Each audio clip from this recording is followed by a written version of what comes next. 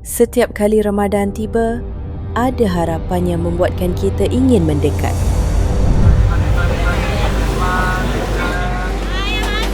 Ingin bertemu, ingin memberi, kerana Ramadan sentiasa membawa harapan.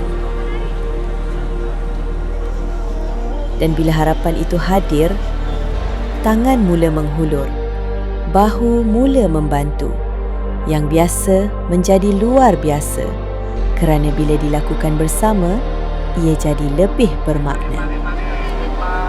Dalam tawa seorang anak, dalam salam yang menyatukan, dalam pelukan yang merapatkan, kita tidak lagi sekadar individu.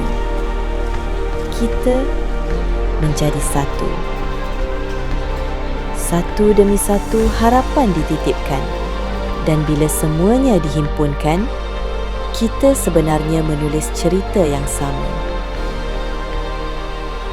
Yang kecil sendirian mungkin tidak terasa, namun bila disatukan, ia menjadi kekuatan. Seperti ramuan dalam satu kawah. Sendiri ia hanya bahan, bersama ia menjadi hidangan. Sendiri ia sekadar usaha, bersama ia menjadi makna. Ramadan mempertemukan kita. Syawal menyatukan kita. Dan bila kita bersama, yang sedikit menjadi cukup. Yang biasa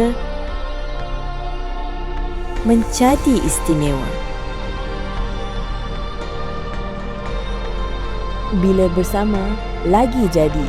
Selamat Hari Raya Aidilfitri dari kami di Idea Active.